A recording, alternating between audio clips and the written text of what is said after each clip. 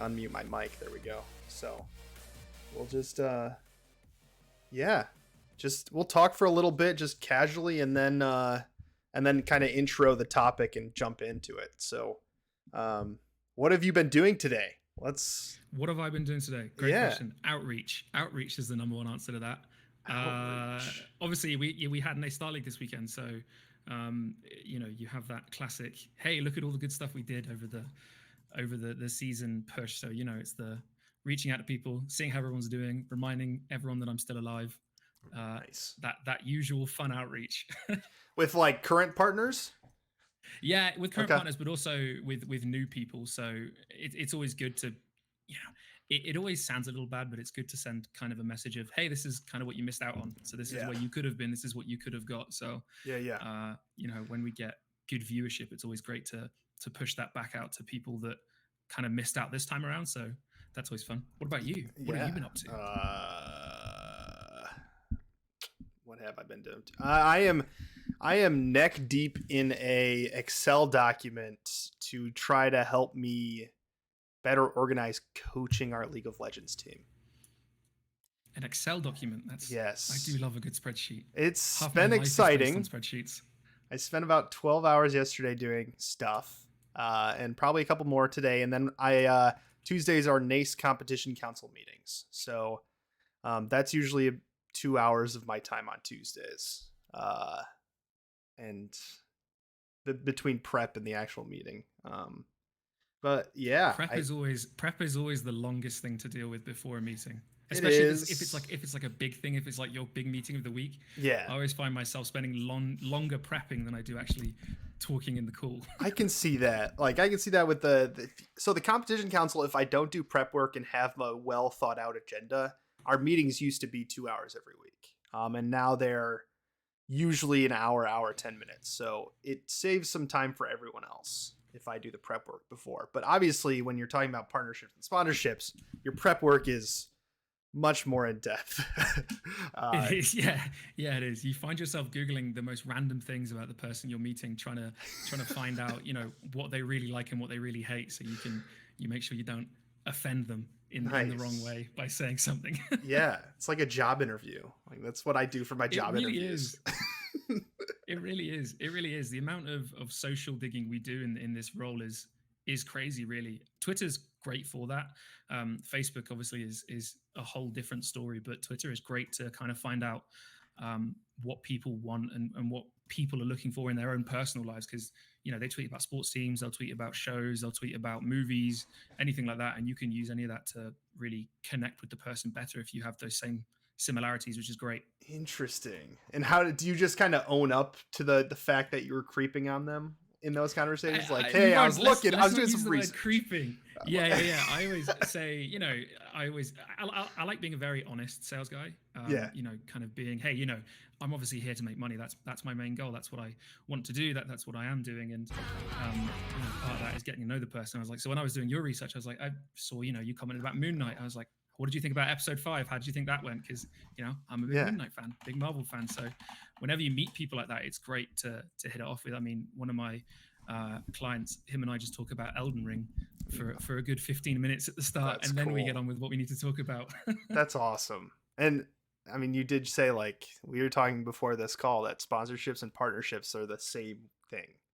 And I think it's interesting because that anecdote you just shared is like exactly that. It's like making a partnership with your sponsors. Exactly. Partnerships, as much as it boils down to, is basically just making friends. It's making friends in various different ways, whether it's reaching out through cold email, through cold calling, meeting them at an event. You're really just trying to find out kind of what they want and what they need to be fixed. So if you reach out to someone via email, you're looking to find out what issues are their business facing right now. Have they just received a massive bunch of funding? Are they looking to get into the collegiate scene? Who's their main audience? You're looking to find out all that information, and then with that, you can build a proposal that hits every single one of their targets. So it's building that partnership is so important, and getting the right vibe with the person is so important.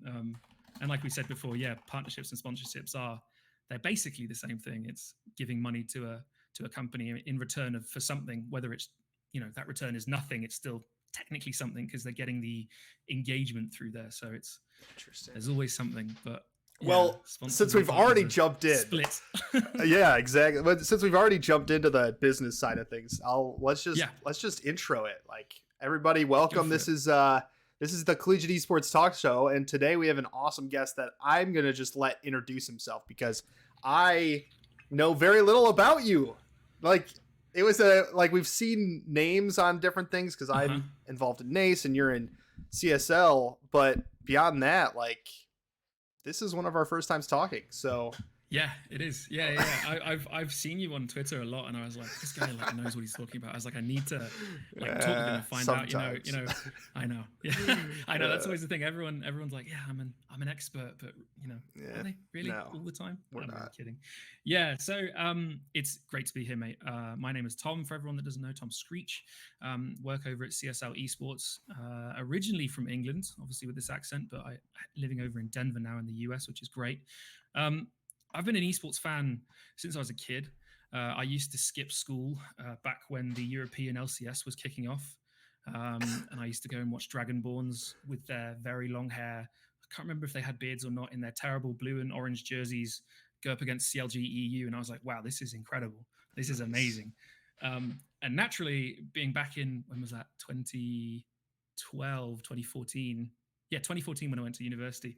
Esports wasn't really a thing at the collegiate level yet, and especially back in England. We're very much proper, as the world likes to think. So with tech, sometimes we're a little bit slower in embracing those sides of things. But so I was like, right, I'll go to school for game design. So I went and tried to build games for a living because I was like, esports is games, it'll work perfectly. But I wasn't very good at coding. I wasn't very good at 3D design. I wasn't very good at level design. I was pretty good with narrative. I was pretty good at making stuff up. But when it comes to the real hardcore game design stuff, I wasn't very good at all. So I started moving into the business side of things, like, how can we make money from these games? How can we, run these projects? How can we get more people involved? And I kind of carved a little niche out for myself in the game design course. Then when I left, I went into the business world, as kind of everyone does when they're young, and thinks, right, I'll just get the very first job I can find out of uni that will pay me enough to cover my rent. So I did that, and I ended up cold calling at a call center. I was selling school meals and I was selling security contracts, which is so weird. And then I had an opportunity to come to the US for my master's degree, and during that I happened upon collegiate esports in this space, and I was like, oh my god, what, universities care about esports over here? I was like, this is insane. I was like, this is incredible. This is something that I really love. So I jumped headfirst into it, and in my degree, my favorite thing was I was constantly writing about esports, and I had to explain to my professors what esports was for the first 2 pages of every essay. I was like, nice. Right, okay, this makes sense, but you're gonna have to know the context first, and then it will make sense. So it was a fun time educating them, and then straight out of university, CSL offered me a job, and I've been in the industry ever since, and I'm loving basically every moment I get to spend talking and learning collegiate esports. So amazing. How long have you been at CSL? I'll let you breathe. I've been here for it's about 9 or 10, maybe 10 months now. Okay. Which in the esports world is almost an eternity, but it feels like in other businesses, that's still relatively new. Yeah. And part of the reason I was so first of all, I was so stoked to talk about sponsorships and partnerships, but the reason I really was excited to talk with you about them is because CSL has a lot of sponsorships and partnerships. NACE Star League, I'm always astonished at how many partnerships and sponsorships have been sold or whatever dealings happening behind the scenes. And because of that, I think you bring a unique perspective as well as a successful one too. It's like, yes, I could have, I've sold a mouse pad sponsorship at my last school for $1,000, but you guys have some of the biggest names who are endemic to esports involved, plus more. Which is really exciting. It's been a lot of fun. The AMD deal we did was an absolute dream to work on. That was one of my kind of flagship deals I did with the company, and to work with AMD and CSL, and just to see kind of, two of the biggest people in esports right now in the collegiate space was amazing. AMD are pushing a lot right now, and for have them to come on board with us was brilliant. But NACE Star League, our size and our ability when it comes to partners and sponsors is amazing to see. And it's amazing to bring these people in and introduce them to the world. And I've taken people down to the local host venues. There's one down here in Denver, which Nerd Street were gracious enough to let me tour around and go backstage and take pins and leaflets and things like that. So That was always fun. And introducing endemics and non-endemics into collegiate esports is brilliant, because half of the meetings I'm sat there going, okay, what college did you go to? Right, let's bring up screen share. I'll go onto the NACE Star League website and we'll look at your college. Okay, you're 3-2 this year, so you're doing all right so far. That's cool. That's awesome. Well, today, most of my audience, like I said, the people who tune in are high school and college coaches. And a lot of us aren't well funded, or at least not funded to the level that we want to be funded. So a lot of us, or a lot of people in the space, have pushed us towards the idea of sponsorships and partnerships. But most of us have no idea how to start, and most of us might hate sales, or the idea of sales. So how do we get started? Like, what is like your biggest piece of advice for someone who's looking it's at a great this? Question. It's a great question, because the truth is in every industry I've worked in, is there's someone that goes, I don't really like sales, but they're amazing at it. And I kind of fit into that category of someone who doesn't particularly enjoy sales, but the second I get an email back, and the second that I get that reply, it's like adrenaline straight to my blood. So I end up, I live and breathe sales at the end of the day. I love it. The great question, how to start. A lot of people are in this industry running programs where it's them and maybe one other person, or it's them and two students who have offered to stay behind and help out and run socials, especially on the the smaller high school side of things. And starting out is definitely the hardest step. Which I'm sorry to say to some people who think they were hoping for an easy answer, but getting into it is hard. But once you've got going, and once you've set up a system that works for yourself, it's plain sailing, and you can repeat the steps, you know what to do, and eventually it will work. Starting on like a high school side of things, well, actually it works for high school and collegiate, but getting started, there are lots of free tools you can use to build yourselves a database. So the first thing I always say when anyone asks me, how do I get started in partnerships? How do I get started in sponsorships? Is do an asset audit. Know exactly what you have available to sell to you. So do you have a social media account? If so, how many followers are you getting? If so, what's your engagement like? If you've got the time, you can look at your engagement compared to bigger organizations. So then you get that key percentage rate. So it doesn't really matter, I'm going to use Maryville, have a lot of followers, they get X amount of likes. I have this amount of followers and I get this amount of likes. Comparatively, the percentages could be quite similar, which would show that there is quite a lot of interest regardless of the amount of follower numbers you have. So follower numbers isn't always, the key metric. It's your engagement rate that really people will want to look at. After that, once you've got your list of assets, of course, you've got things like broadcast as well. That's a whole other bucket. But once you've got your list of assets, you really want to first assess the partnership you have with your school. A great tweet from Sergio at Maryland went out the other day talking about knowing exactly what your school want and what they're looking for. I don't know the ins and outs of every school. I know the ins and outs of some. Some are just looking for cash. Some want to win championships. Some want to invest more. But really knowing what your school wants, you can really align that in your sales strategy. So you're selling the things that they're going to want to pick up right away, rather than going, hey, I've got a mouse pad sponsor, and then you go to them and they go, well, we didn't want a mouse pad sponsor. So it's you want to make sure you're not wasting your time. So aligning yourself with what your college wants and knowing what you've got to sell is probably the first two major steps for you. My school loved the mouse pad sponsor because they paid for the mouse pads, and my school just didn't want to pay for stuff, so they were stoked. That is the story. That is the story I hear all the time. Is they're like, your program's doing great, but we're not going to buy you any mouses. It's like, okay, but my mouse is quite literally broken. It's true. It's true. How important do you think? I mean, how important do you think those metrics are for a local high school? I mean, I don't know. Local high schools are another basket because you're not going to get the thousands of followings that some of the bigger colleges do. When you don't get that engagement rate, that is when you can kind of switch tactics. So you've got something that I've kind of been calling awareness versus action.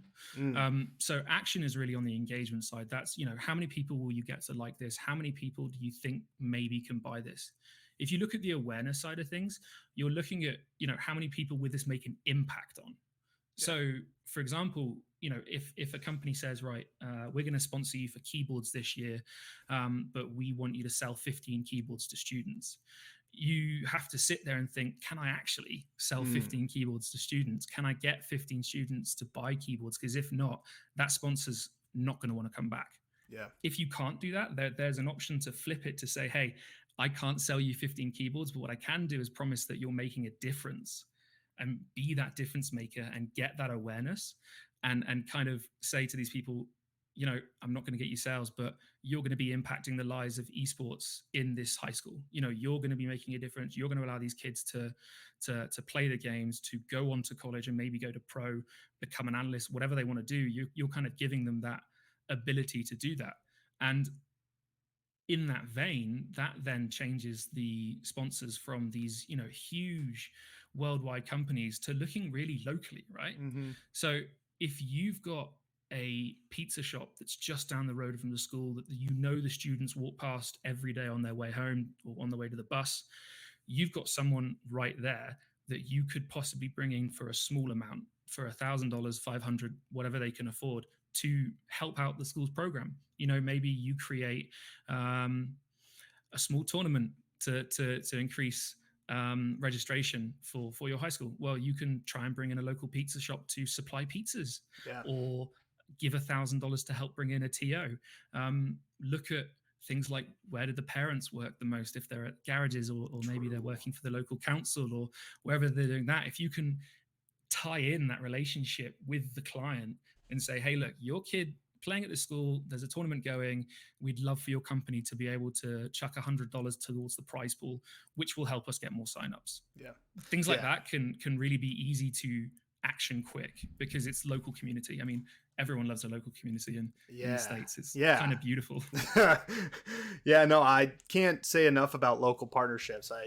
Everybody wants to have G Fuel as their sponsor, but sorry to break it to you, they're not sending you stuff. Exactly. You look at G Fuel, and 1,000 schools are going to be emailing G Fuel, but maybe look at the G Fuel alternative that was founded 2 cities over from you. Yeah. Exactly. Is there someone in your city that's trying to start up a new G Fuel alternative that you've seen on the news, that you can get involved and give them that exposure that they're looking for, and you get the support you need? Yeah, absolutely. And I think you use the term partnerships, which I think is a better way of looking at it. Could you speak a little bit to how you kind of keep a sponsor or partner once they're signed on? Like, what are some of your, I don't know if necessarily secret sauces, but like, what's your advice on some of that? Great question. And that was, I've got my notepad up on my screen. Yeah. And that was Am I just running down? That was the next topic. Perfect. You're brilliant. Retention is more important than the sales. If you have to put all of this effort in to bring in a sponsor, and then the next season you have to do all of that effort again to get a different sponsor, you're wasting a lot of time on things that you shouldn't really need to be doing. So keeping a sponsor is incredibly important, or a partner is incredibly important. The biggest tip I can give you is honesty, and then also communication. If you're honest from the get-go with what you're able to do, the sponsor / partner is going to want to stick around because they believe in you, right? They believe in the mission you've got. So honesty is number one. Communication is number two. you have to keep talking to them. You cannot sign them and then drop them for the rest of the season and then send them an email a week before the season closes and say, oh, hey, do you guys want to come back for next year? Think about what you can do to keep the information flow up. Be aware of the KPIs. What is the partner looking for, and give them a monthly update. Hey, I know you said we're looking for 15 keyboards. This month we're up to 5. Next month, these are our plans to bring in another 5. And then before the end of the season, here's what we're hoping to do before 15. And then even if you don't hit the target, you can show them to say, look, we tried our best. We gave you all we had. This is everything we put on the table. Let's work at it again next year. Maybe go for 20 keyboards. And let's go for it again next year, increase the sponsorship, and then increase the revenue for your school. Yeah. Are there any special events or things that you've done kind of over the top to keep partners interested and excited about working with you? Yeah, I always say keep them involved in what you're doing as a person.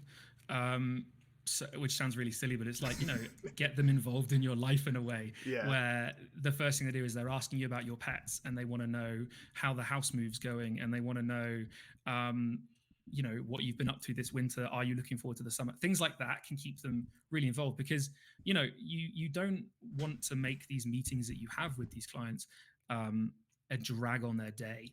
If you can give them, if it's a 30-minute meeting, spend the first 5 getting to actually know the person, and then the next time you can spend the next 10 getting to know them, and then eventually you get to a point where your meetings are 50% chatting to a friend and 50% getting shit done, and you'll find you get more done the more you make them your friend. Nice.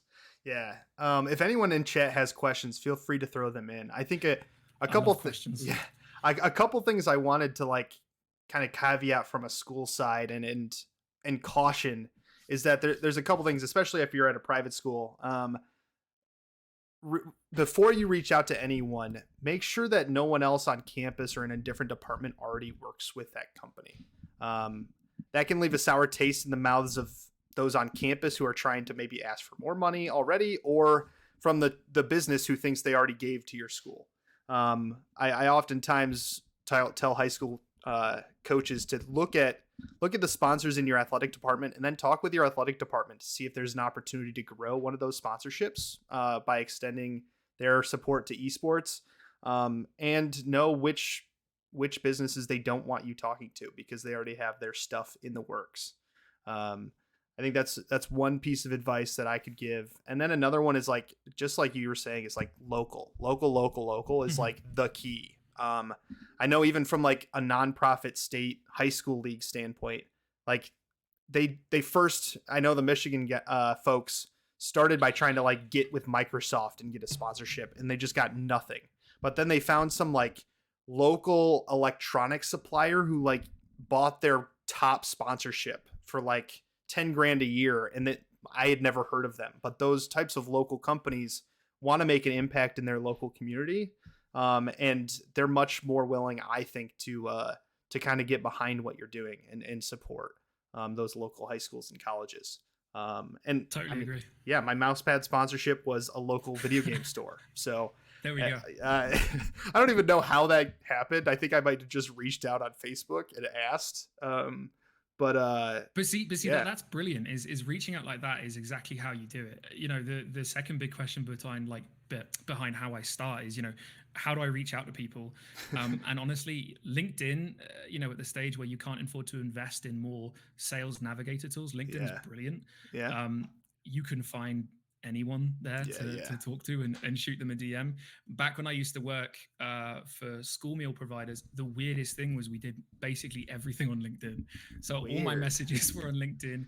All of my communication was on LinkedIn. It was really weird. And the second I left selling school meals, no one used LinkedIn in the areas I was in. So I was like, okay, this is really odd. Nice. All the teachers live on LinkedIn.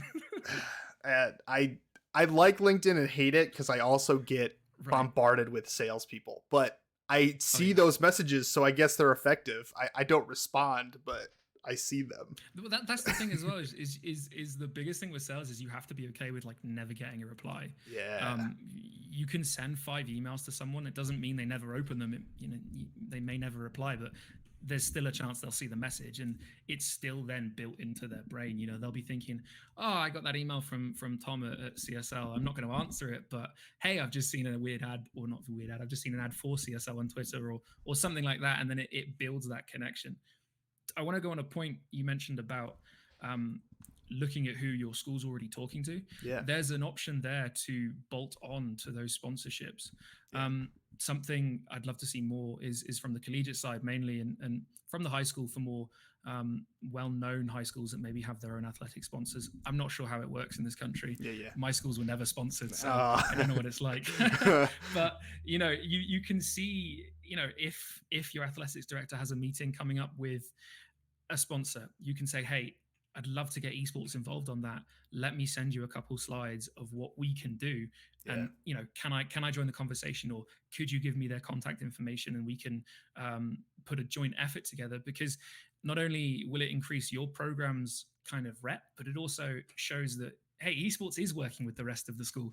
They're not like this island that sits on their own and gets put in the corner of the computer lab. Like, they're making waves. They want sponsors. They're talking to athletic directors, because you guys are at the same school. So I hope at least you'd want to achieve the same things. Oh, for sure. I mean, more money is more money for everyone. Exactly. So, yeah. Do you have any stories of like,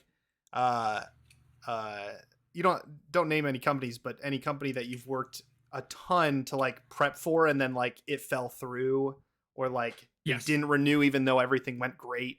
Do you have any of those types of stories? It happens all the time. I was working at a previous job where I was doing a security contract for McDonald's for the whole of the UK.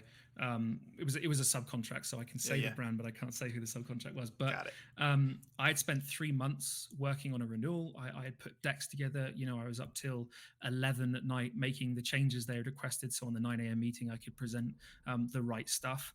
And then the renewal period comes. We have our meeting, we finish. I send an email to the CMO at the time of that company we were working with, who replied, please can you remove me from your mailing list? Oh, no. I sent an email back and I said, what? And they said, unfortunately, the company's changed directions. We will be severing ties. Please, can you remove me from the mailing list? And I was like, I know where your kids play football. I know what your dogs are called. I was like, I know what car you've just bought. And now you've said no. And I was like, you know, because 3 months of work thinking, hey, commissions at the end of it didn't come in. And it kicks, dude. It feels absolutely terrible. But the thing is like, you can learn, okay, what was wrong? Yeah. What did we not know? Well, we didn't know that they had just been taken out for a very nice dinner by a subcontractor that we were going up against. That's what went wrong. So, you know, sneaky things like that in the higher echelons of business suck, but thankfully Collegiate Esports isn't like that at the moment. Maybe I'm the only one in chat or watching that has this thought process, but what you're describing is like recruiting. Like everything that you talk about is exactly how recruiting works. Like you get to know someone's family, you talk to their parents, you help them, you check in like once a week, you get them through the application process. And then I had a student recently who, after all this, got accepted, talked to his parents, got him on campus, ghosted me. And I kept messaging like for 2 months. I'm still messaging like, hey, and then I found out he pulled his application, and I'm like, oh man, what went wrong? So I mean, I'm still following him and to see where he ends up next fall, to see which coach beat me to it. But the same thing happens in here's recruiting. Me that still feels guilty about canceling HelloFresh. I'm going to a different meal supplier. I'm like, oh, you know, I feel so bad. I was like, I can't do this. I sent a message to customer service. I was like, look, it's nothing against the product. I was like, I just don't want to use it anymore. And I know. Sometimes when people reply, you know, remove from mailing list, I'm like, that's cold. That hurts. The ghosting hurt. I'm like, just tell me you didn't want to come. I was like 19, 20. And I was like, you know, this is the first kind of, big contract. I've got this. I was like, you can do it. And dropped. And I was like, this is brilliant. This is brilliant. But I mean, there are times where, you know, you become such good friends and such good contacts with these people that they're telling you about other companies that are trying to work with them. They're like, hey, so this company just submitted a bid for the same RFP you've answered. We're going to go with you. He was like, but do you think you could do this extra bit as well? And you're like, nice. okay, whatever Nice. gets yes, okay. Yeah. Interesting. Oh, that's so fascinating. Yeah. It's a lot of fun learning how these communities work. And I mean, man, getting into collegiate esports has been insane because you've got the titans in the space like Maryville, like Boise State, who have the verified Twitter marks. Well, Boise State doesn't, but the Maryville team do. And you look at them from a sponsor point of view, and you think, right, these guys have got all of their shit together. They have the social covered, they have the graphics covered, they have the website up to date, which is for some reason in this sport, it's very difficult to find. People get to like 2016 and they go, you know what? I don't need to update the website from now on, no matter what player leaves or goes. I get baffled by that. But yeah, I do have, I mean, I have to shout out Maryville and Boise for everything they do, but also their sponsorships too. Like I know Boise, a significant portion of their revenue is through sponsorships and partnerships, and they do a fantastic job, Doc Haskell and the program, of keeping those relationships going and finding that revenue. And then obviously Maryville has a couple that's on the bottom of all their graphics. I love them. They have the McDonald's logo on the bottom, and I know that there's something about a McDonald's sponsorship. I don't care what industry you're in. If you get a McDonald's sponsorship, that's it. You've hit the big time. I mean, the jingle plays in my head when I see the logo. And I mean, for those of you who might not be familiar with like that business, it's my assumption is it's not a national sponsorship. It's like the St. Louis area McDonald's owner is sponsoring Maryville. So important distinction, but it looks just as cool as that if they had that national thing. So I know Clerky, because it's McDonald's. Yeah. So if another brand comes in and sees it and they go, right, well, shit, we didn't know it was the St. Louis only. It's like, well, they've got McDonald's. We got to jump on. Oh, that's true. Saints Gaming has a Crunchyroll as a sponsor too. Saints Gaming, and Saints. Tim Hortons. Amazing. They have Subway. Like all these and Subway, Tim Hortons, and you can have a great party purely just. Yeah, I think I know what how their sponsorship strategy is. It's literally like, all right, what do I want to do on a Friday night? Let's call those companies. And that is the ingenious thing about this industry is you have such big brands in the community that are really kind of just for the community. Yeah. It's not other communities that you could see Subway, McDonald's, Coke, and Crunchyroll all together and go, yeah, that makes perfect sense. Yeah, that's true. It's looking at what I mean. My outreach is spent 99% of the time me sat here looking at my desk going, okay, all right, I have a HyperX keyboard. I'm like, right, my water bottle. I'm like, what brand is that water bottle I use? Yeah. Can I reach out to them? Because if you're the one selling the target audience, then it makes things a lot easier. Yeah. And I did that with Ground News, one of our sponsors for NA Star League. I've used them for like 3 years, and I, on a Wednesday afternoon, went, I wonder if they want to sponsor Collegiate Esports at all. That's so fascinating. Yeah, and I think that goes all the way down to your local coaches too. I mean, I keep using Mousepad sponsorship because it's the only sponsorship I've sold. So woohoo, go me. But for me, it was like sponsorship. So well, for me, it was like I have this cost, and if I'm a gamer, one place I might go is the used video game store down the street. So it was a blind, a cold message through Facebook that got that started. And it was something that the owner was stoked about and how it went. So I love local, and I love that idea of just like looking around your room and be like, what do you use? Exactly. What do your players use? Exactly. Yeah, cool. Yeah. What headphones do our players use? 4 out of 5 of our team have got HyperX headphones. Well, let's shoot a message out to HyperX to see if they'd be interested in giving the last player a final headset, something small like that. And in return, you get to use their logo. Another thing as well that we've seen other brands in the space do okay with is influencers from your area, right? So if you're a high school in St. Louis, for example, because we're talking about Maryville, who from St. Louis is famous with some money to spare? Interesting. Take some long shots like that. You've seen players like Ozell Beckham Jr. invest in esports. Yeah. Lando Norris has his own esports team. These younger athletes, as they start to grow up with more cash to burn, are going to be looking for investments to make and bringing them in. Yeah.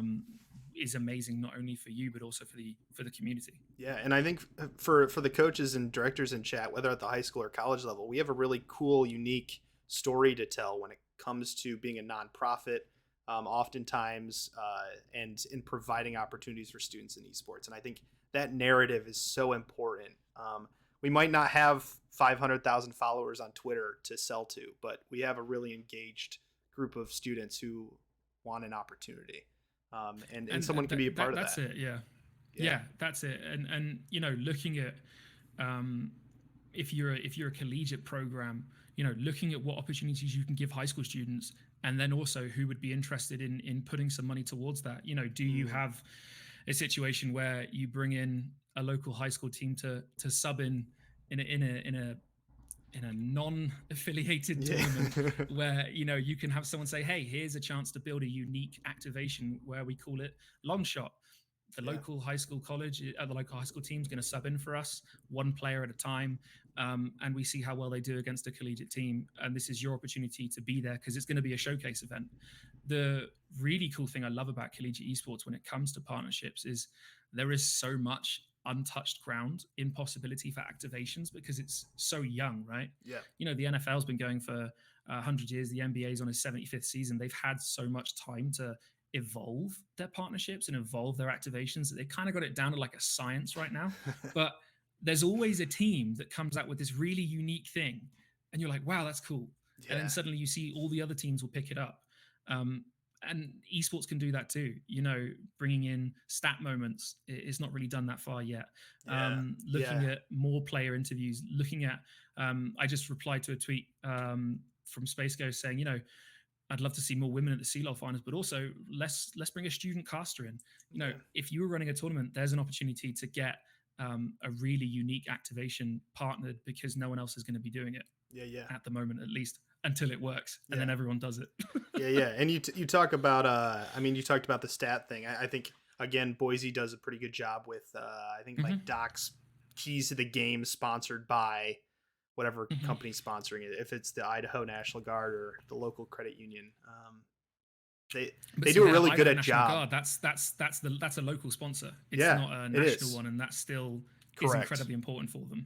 Yeah, and some of those local branches of those national companies is where the money is being spent too, especially at a local level. Like I said, the Maryville one, I bet, is the St. Louis area McDonald's, and a lot of like Ford sponsorships when you talk about local or like car dealer sponsorships are usually like a group of car dealers in your area, not the national company. And those are unique opportunities for colleges to do, to take advantage of. Yeah, absolutely. And then, it's the biggest one that we haven't mentioned yet is alumni. Yes. Who from your college has graduated, has gone on to do something amazing. Here's my secret is LinkedIn. My secret is LinkedIn. I'll go in and search all people and then put past school Florida Southern College, and I'll instantly have a list. Well, and then you usually put in like whatever search thing I want to, usually esports to start or gaming. And then I have like a list of people who are in esports and gaming, but alumni, 110%. Absolutely. Yeah. I mean, especially for some of these bigger D1 schools that have players that go on to go in the NFL, True. That have been, their third season, so they're still pretty young, got some money to spend. You can say, hey, I saw you while you were at college. I saw you play this game. This was amazing. I'm now the director of esports. I know, being a young guy or young woman, you love gaming, presumably. I'd love to just have a conversation, and that's kind of the real science to sales and partnerships and getting them in, is knowing really when to dig for that sell. Get that close, because you have to spend so long building the relationship that sometimes you can just end up talking to someone for like 4 months. And they go, oh, yeah, we are doing something. This is what we'd like to do with you. Knowing when to go in is really important. So you always want to ask for time just to have a conversation first. Just have that understanding stage is key. Yeah, that's a good point. So it's not just email a pitch deck? I will send out pitch decks to people that I've had communications with. Got it. The initial email is, hey, my name's whatever. I'm from this school. This is our esports team. Esports is massive right now. Put something in there that backs that up. and then say, I'd love to have a conversation and know, if sponsoring a team is ever something you'd be looking at. Yeah. Sometimes I'll say no. Sometimes I'll say yes. When they say yes, then in that meeting, you can say, well, actually now you're here, I know I want to talk esports. Let's talk esports. And then at the end of the conversation, well, let's continue it. Let's set up another time. Let me send over our pitch deck. Let me send over our school's information. Really create that next action, but always go in for information first, because then it's really an exchange between the two of you, because you're learning what they're interested in. They're learning what you've got. That's a good point. So walk through a little bit of that, of like the mental side of how you approach those meetings. So I think a lot of us who don't know sponsorships would walk into that meeting thinking, all we're thinking is, how do I get money at the end of this conversation? So like, how does that differ from how you approach conversations? Yeah. So, I mean, obviously the overarching thing always is, how do I get money? Because it's in my job title. So people are going to know, but really looking to identify how the company is doing. So whenever I do an outreach email, I'm always saying, this is what we're up to. This is what we've done. I would love to know if this is of interest for you. That gives people an ability to just kind of say no, and then that those people are ones you have to work education on. So you kind of put them in another bucket to say, okay, I'm going to feed you information to the eventual point that you're like, all right, I've seen so much esports that I have to know what you guys are talking about with esports. The people that are interested, they're like a golden ticket. Yeah. You get them a meeting set up, within the following 24 hours, and you say, how's it going? How's everyone at the team? What's your team like? Has esports been something you're interested in? Excuse me. What about esports interests you? What do you already know about esports? You'd be amazed at the amount of people that when I ask, like, have you heard of Naystar League before? Or have you heard of CSL? What do you know about it? They go, yeah, my brother plays for the Rocket League team. Or, yeah, I know someone that's gone to watch the game at the university I'm at. Or yeah, my son is really into Rocket League. Everyone, for some reason, says Rocket League. No Fortnite anymore? League. Okay. No one. Ninja killed Fortnite. New Year's Eve dance. Now everyone's like, no, please don't mention Fortnite. No one talk about it. But it's Rocket League is for some reason one of the big ones. But yeah, you find this information out, and then once you've found out, oh hey, they go to a college, they have a sibling or a child that goes to this college, I can look the college up, see how they're doing, talk with the season about them. Oh, did you get a chance to see this game? Did you get a chance to look at this report? I've seen that your child's college is going up against this school next week. Like, good luck with that. I hope things go well. Let me know how it is. Let me know how I can help. Can I help with anything? Is there anything that you guys need at that school that we could help with? And then boom, you've got two avenues of relationship with them already, within the first couple of meetings. Nice. Have you worked with anyone at a client of yours that played in CSL and is now graduated? Yes. You have? Like multiple? Not now graduated. There are two contacts from partners that I work with that have younger brothers. Okay. In CSL. That's cool. And it's so cool. They've had a good experience, so cool. Hopefully. Yeah. They've enjoyed that. None of them are at the big kind of D1 teams that are, or the other non-D1 teams that are going for championships, but they enjoy just being able to go to university to play games, which I wish I had when I was there. Yeah. How important is terrible? Yeah, same. How important is kind of making that or finding that connection point?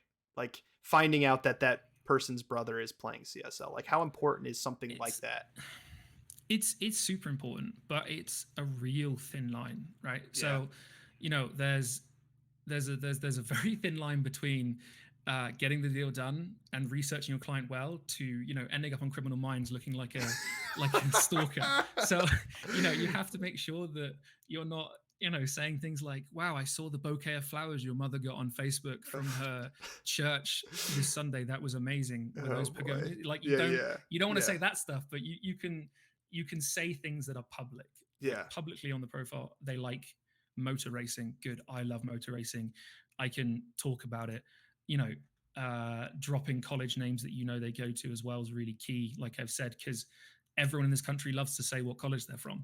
Yeah. It's a really interesting thing and a really interesting dynamic. And I've accidentally dropped names before, and they're like, I went to that school in the middle of a conversation. No. Oh, that's I can cool. be like, so Not we work with it. I'll pick a college, Georgia Southern. I'll say, so we work with Georgia Southern, and they go, I work at that school, and you're like, okay, nice, that's okay, nice, brilliant. I note that down. You're a big Georgia Southern fan. Nice. And they didn't assume you just creeped and meant to insert. No. But it's no. Sorry, that's on accident. Like there's been times on accident I've dropped things and not known that they've gone to that college, and I'm like, oh, that's crazy. Cool. Yeah, that's really interesting. And I know it makes me sound crazy, but that's what this game is learning who you're selling to, knowing your audience, knowing what they want. Google Alerts is massive for that. I have a bunch of Google Alerts on an actual Google Alert email address that I use just for it. Nice. Company filings, who's had big investment lately, and then I can go and reach out to the partnerships manager of that company and say, look, I've just seen you've got 70 million in the bank. I'm not going to ask for most of that, but yeah, I know. You're like, I don't even need that much. Yeah, I just need a little portion, and that's all I'll do. And then I'll leave you alone like a little money fairy. Right. And then I'll give you your engagement at the end of the season, and that's it. Some people like that. Other people like, contact all the way. But it's a lot of fun. I only get that news through. That's a good idea. I only have Google Alerts for my name, so like if something happens, like I know, like I'm ahead of it. I also have some alerts for jobs too, like anything esports in the US. If a job gets posted on Google or LinkedIn, I get an email, and I love that. I get to share that with people. Google Alert for my name. I used to have a Google Alert for my name. Not anymore. But obviously, Saved by the Bell. Yeah. The actor that played Screech passed away. I was getting like 70 emails a day from articles that were mentioning Screech. Yeah. So I was like, okay, that maybe can be difficult. Now I'll take my name out of it. Yeah, I mean, if someone has a name like Tim Smith, like a Google Alert is not going to be helpful. I know. Yeah, it's like really ambiguous or like really specific, and mine falls into that really specific stage, unfortunately. Nice. What's next on your notes here? Have we worked through all your notes? So I've got next on my notes. I've got news stations. News stations. What about it? So I live in Denver, so I'm in the state of Colorado, and NBC News here love covering high school esports. So they work with Chassa quite closely, who are really invested into esports, and they have regular reports on how teams are doing in their little cute daily athletic debrief. That's so cool. You've got the opportunity with news stations now who are going to know that esports is a buzzword, and if you're in a bigger metropolitan town, obviously it will be a little easier for you because those stations will have bigger budget. But get them to come down to a tournament. Get them to come down and see an open practice. Get them to come down and see the first day back for the esports kids and just see how they're doing at the high school level. I think, it's not been tested outside of my own knowledge in Colorado, but to get the community involved that way, I think could increase your exposure tenfold, because people are going to know now, well, my grandkid mentioned esports, or my son or daughter mentions esports. Like, I'll check the news for it. And if there's nothing there, then they may get bounced back. And kind of my theory lately is well, reach out to these people and get a reporter to write an article on your school's esports team and see where it goes. Yeah, you got to be careful for me when I was in Michigan. Well, this is I think I reached out to a reporter once and we did a story, and then I became his go-to expert on anything gaming related. So like when his confidant. When the Xbox came out, he had me on as the expert. I'm like, I hate console gaming. Like, I don't know. And then like there was with a semiconductor shortage, he had like a high up at Ford, and then he had me talking about how gamers are affected by this. So, and I'm Googling what the heck this is and what to say like 5 minutes before the interview. But yeah, it's so funny. The best thing I've had is a client way at the beginning when I started. I did a deal, and the client there emailed me and said, "Hi Tom, really random question. What are the best Xbox games now for a birthday?" Nice. I was like, cool. Oh boy. Right, I can get that done, no issue. I was like, here you are, done within an hour. I was like, here's my top 10 recommendations. What I really did was just go on IGN, and I was like looking at the top games at the moment. But it's I know what that's like. You become total random story. But I used to work at a zoo, and I was working there when an animal escaped, a lynx escaped, and I just worked in the restaurant. I just served dinner, and I ended up being interviewed by the newspaper about the intricate details of what a lynx enclosure is like, and they never printed it because the whole thing was, I'm not really sure. I don't really know. I'm not entirely sure on that. So I know what that's like entirely. They're probably so disappointed. They're like, oh, we got the inside scoop. The PR department won't answer, but this guy will. We have this guy who's some idiot stood outside directing traffic. We've got him. That's hilarious. Yeah, I've done my fair share of the news story stuff, but it was always so fascinating because every time I was on, I'd get a message from someone random, whether it was a family friend in the area or like a company or another school that's like, hey, saw the news story with you. Can we talk? And it's like, exactly. And some of those were just amazing opportunities to just have conversation.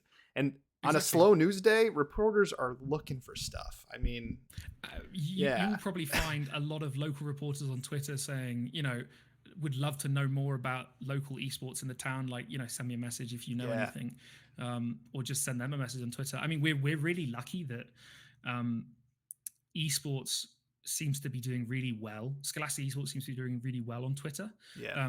That's kind of the main place for recruiting, for finding people to work with, for finding scrims, things like that. So, a lot of these coaches will have profile like yours. Perfect example.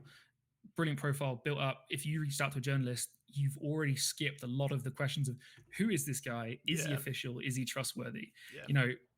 That an email will get blocked by. So I would always reach out to reporters on Twitter. Yeah, that's a good piece of advice. I know we're hosting the local high school championship next week, and we already have the newspaper coming out. And that was the school actually asking them to come out. Perfect. And they were really excited about it.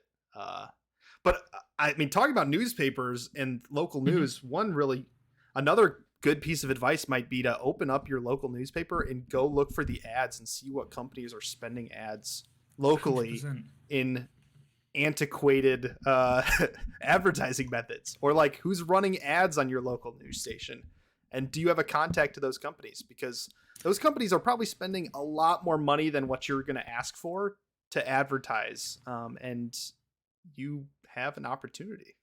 So 100%. Or if the town is small enough, go and speak to the town grandma, and she'll tell you every bit of gossip and all the news, and you can know exactly who's dating who and who to speak or to if you're get from a pizza deal. If you're from small town America, you just go to the local breakfast place and you look at either the mug or the table mats and see who has an advertisement on there. I don't know if you're familiar with those, but or go to Goodwill and see whose work hoodies have been given up.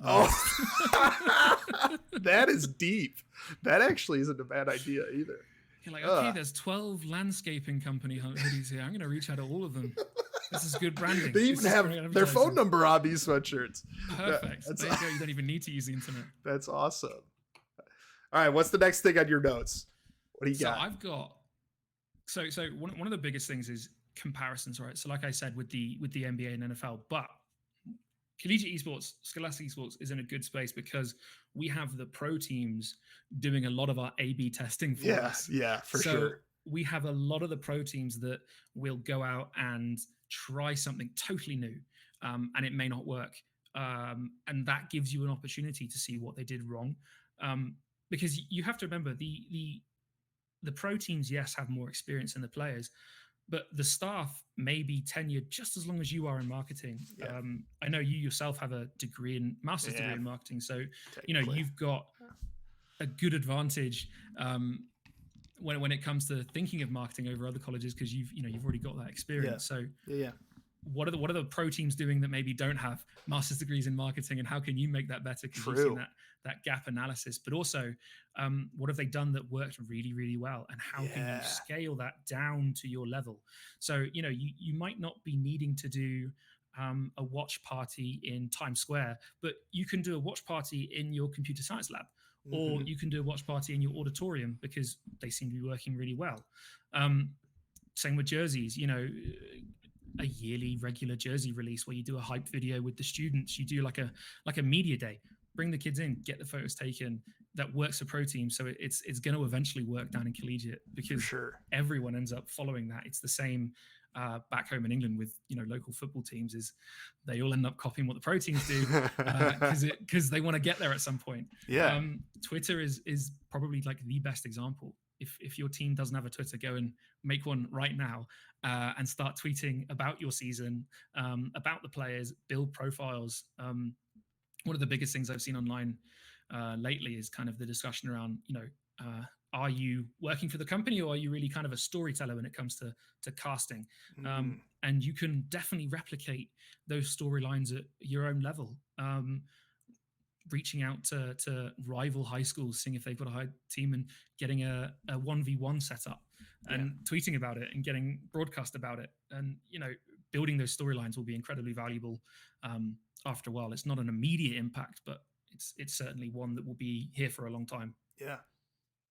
Cool. But that's it. That's all I had on my notes. That's all your notes? Useful websites. That's awesome. No, I have loved it. I'm trying to think. Yeah, I really like the idea of like a crosstown, like reach out to your high school. I think in a related kind of vein is this idea that a lot of people have had is like have a Rocket League match when your opponent's team is like traveling for basketball. So like in the lobby of the basketball game, like Florida Southern is playing Rollins College in basketball, and then in the lobby set up the Rocket League teams to play each other and like feed off of the event that's already there.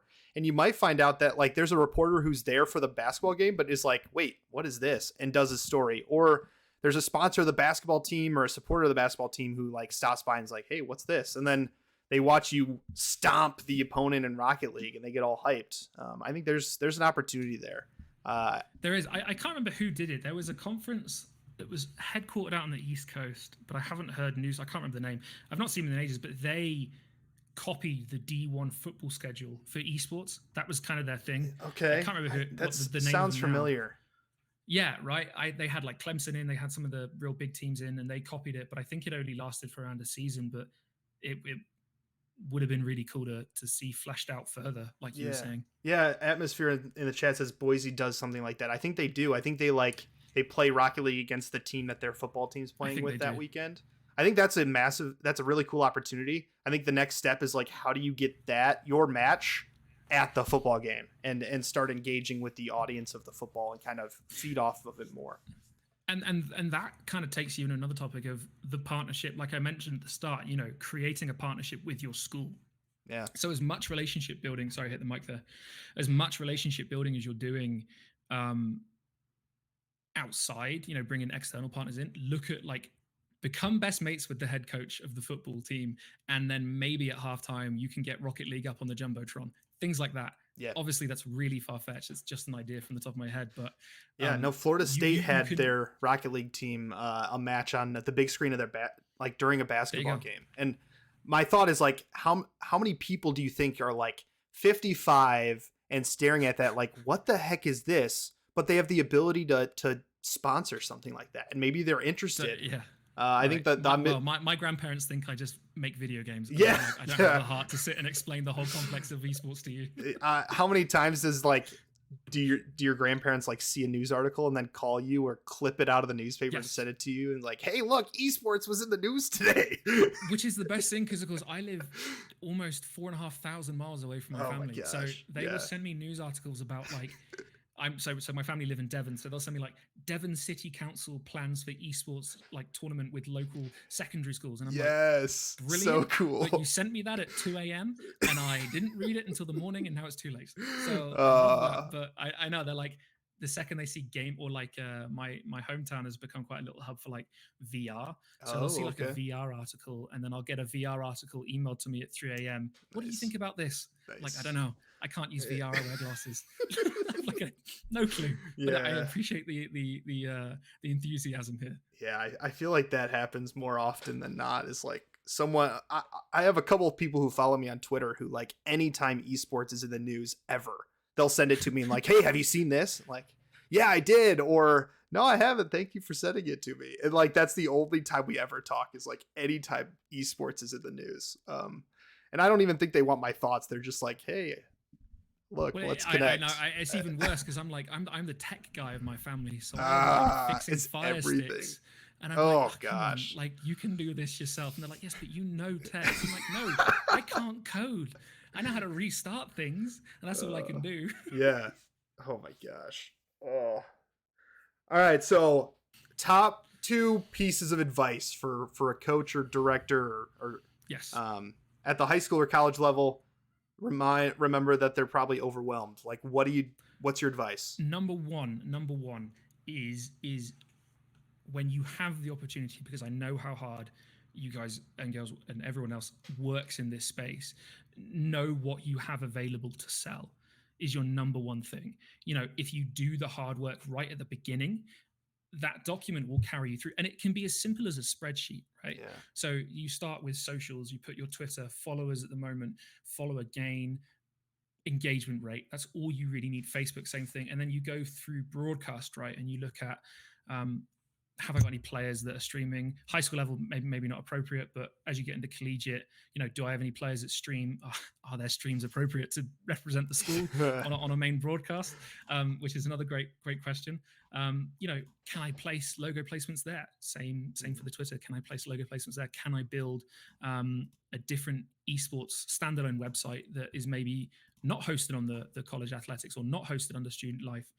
Really knowing what's in your inventory will enable you to just frisbee out proposals at the rate that you will get a few to stick, because it's the same. It's uniform. It's what you have. It's what you have to offer. And then number 2 is really learn honest communication. Now that's not me saying everyone's a liar and they don't know how to talk, but it's know how to give very clear and very honest objectives for a partnership. So if someone's like, I need you to sell 10 keyboards, and you're like, well, I don't know how to sell keyboards. I don't know anyone that's got expendable income to buy the keyboards. Everyone in my team's already got brand new keyboards. I don't know anyone in the computer lab that needs new keyboards. If you're in that situation, then you're not going to be able to sell them. So you're going to want to flip that around into I can't say anything, but you're helping out with the bedrock of this esports program, because for a lot of these people, these are the first head coach positions that the schools hired. The first esports director positions these schools have hired. So they're really getting in with the beginning. Yeah. And I mean, if you think about it, if you were to sit there and say, I don't know, Notre Dame is a great football team. If you were to say, hey, you're getting in on year 1 of Notre Dame's football program, sponsors would jump in the ocean for you to get that opportunity. So you really got to think, where you're going. I mean, look at the size Maryville is, and it's not even been, a whole full decade of collegiate esports yet. Yeah, it's true. We're still in the infancy stages, and they're up to 22,000 followers on Twitter. So it's sky's the limit there. That's awesome. That's it. That's my long-winded 2 bits of advice. Well, thank you. Where can people find you if they want to connect with you? Find me on Twitter at KhyberTS_. I'm always happy to talk through anything. I'm happy to help out, looking at decks for you guys, looking at pitches, telling you if this person is the best direction for you, or you should go somewhere else, or anything. I'm super happy to talk, but Twitter is the best place to find me. Awesome. Well, mostly because I can never ignore a notification from Twitter. I'm like, I've been mentioned. I have the same problem. If you find a solution, let me know. But yeah, exactly right. Well, thank you for joining me today, and thanks to everybody who tuned in to view this. I'll have this up on YouTube in the next couple days. I think this was super valuable. I'm really excited. Like I have plans already of what I need to do, because I am failing at this piece as well. But it's easy to fail at this when we're so busy. But hopefully, I think you simplified it a lot. So that's the thing as well. Yeah. Is my final bit. I know you're trying to close. My final bit would be that you've got to realize that you're never really failing. You're just learning how to do things a bit better, right? So you're like, oh, I've not sent this email in 3 months. Well, now you've got to send it within a couple of weeks. So you'll set a reminder on your phone, and you'll put due by dates on your spreadsheet, and you'll put things that'll help you. I call it like ADHD tax. You pay the tax to beat your ADHD. So right, maybe I need to buy something that will help me send emails better. So there's you're never failing. You're just really learning how to do it at a different level. That's awesome. I love that. That can apply to a lot of things, but it can. That's awesome. Right? Cool. Well, thank you again. I think it's time we sign off. I need to go eat some dinner, but thank you again, Tom, for joining. This was awesome. Absolute pleasure. See ya.